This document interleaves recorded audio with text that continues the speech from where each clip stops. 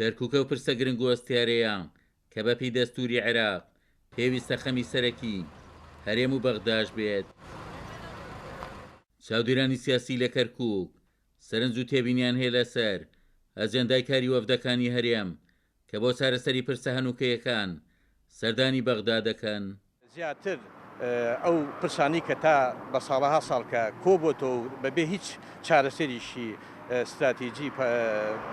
بە هیچ شێوێ چارەسەرکە نەکراوە بە شێوێکی ڕشەیی، بۆیە هەر شاندێک کە دانووسان لەسەر ئاستی باڵای هەرێمی کوردستان پێویستە تێکڕای هەموو لایەنە سیاسەکانە ببێ، ئەو کاتە پرۆژە و استراتیجی گەلی کورد دەرەکەوێ و بە قورساییەک و هەیبەتێ پیشان ئەمڕۆ کە حکوومەتی مەرکەزی بەغادا کە لەو دانووسانە حسابێکی مەزنی بۆ کرێ و قورساییشی پێوە دیارە بێت. حکوومەتی هەرێمی کوردستان ئەبوایە نوێنەری نەتەوەی کورد وایە لە عێراقا، یعنی بەڕاستی لە عێراقا خەمی نەتەوەی کورد ئەمڕۆکە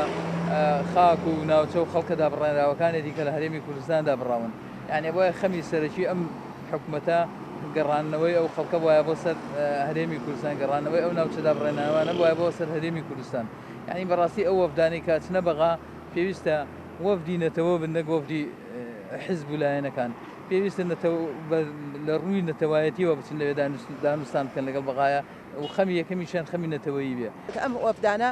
وەک لە ئەرزی واقع وجودیان هەیە، وەفدن ئەچن دانووسانەکەن لە بەغدا، بەڵام ئەوەی کە ئێمە نیگەران کردووە خەڵکی کەرکووک و ناوچە ناکۆکەکان هیچ گرنگیەک، هیچ بایەخێک، هیچ کاتێک کەرکووک و ناوچە جێناوەکانیان نەکردووە بە ئەولەوێتی کارەکانیان. ئەبینین ئەم وەفدانە ئەڕوا کە ئێمە بە تامەزرۆوە چاوەڕێی سەردانی وەفدێشین بۆەوەی بتوان لە کێشە و ئازاری کەرکووچیەکان و ناوچە جێناوەکان کەم بکەنەوە لە ڕووی ئەمنی، لە ڕووی سیاسی، لە ڕووی سەقامگیری. بەداخەوە ئەبینین لەوێ گفتوگۆکان یاخود وەفدەکان دانشن لەسەر ئاستی بودجە و میزانیە و نەوت و ئەو کارانەی کە بەلای ئێمەوە ئەتوانم بڵێم سەرەکی نیە یاخود خاڵی لاوەچیە لەسەر ئەوانە گرفت دانووسانەکەن. لێپرسراوێکی لیژنەی مادەی 140 پێی وایە چارەسەری کێشەی ناوچە جێناکۆکەکان ئەرکی هەرێم و بەغدایە دەشت لە هەردوو حکوومەت لەسەر ئەو پرسە کاری پێویستیان نەکردووە. کێشەیەکە لە بینی هەردوو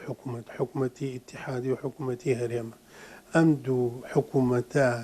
جددی نەبن لە چارەسەرکردنی کێشەی کەرکووک بە هیچ شێوە چارەسەر ناکرێت. تا ئێستا هێشتویانەتەوە بەم شێوازە وەکو عەرەبەڵێ بە موعەلەقی دەستێوەردانێکی زۆر هەیە، دەستێوەردانێکی دەرەکی گەورە هەیە، ئێرانیە، سعودیە، تورکیە، ئەمانە بوونەتە ئەجندا ئێستا کاری لەسەرەکرێ، بۆیە بێخەمی و کەمتەرخەمی حکوومەتی هەرێم ئەلەوا دەرەکەوێ هێشتێتی ئەو لایەنانە دەستێوەردانێک بکەن، بۆیە ڕۆژ دوای ڕۆژ کێشەکان ئەڵۆسترە بێ و قورسترە بێ و ئەبێتە شتێکی قورس لەسەر شانی هاوڵاتیانی کوردی کەرکووک و چارەسەر ناکرێت. ئێمە دەمێک کە باسیەوەمان کردووە کە مادەی 140 پێویستی بەوەیە کۆدەنگیەکی کوردی هەبێت لە نەکرد لە کوردستانی خۆمانە بەڵکو لە هەموو کوردستانی گەورەدا ئەبێ هەوڵی جددی بدرێ بۆ چارەسەرکردی مادەی 140 بەڵام بەداخەوە کەس بەدەنگی داواکاریەکانی خەڵکی کەرکووک کۆ نەهات. داوامان کردووە کە هەموو ئەحزابی سیاسی لە کەرکووک هەمومان بە یەک لیست بەشداری لە سەروبەندی سەربوونەوەی هەوڵەکاندا بۆ ئەنجامدانی هەڵبژاردن و سەرژمێری گشتی لە عێراق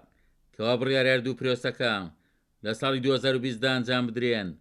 یەکلایکردنەوەی کەسی ناوچە جێناکۆکەکان پێویستی باوڵی سیاسی و دیبلۆماسی ناوەندەکانی بڕیار لە هەرێمی کوردستان هەیە. عومەر غەریب، کورسات نیوز، کەرکووک.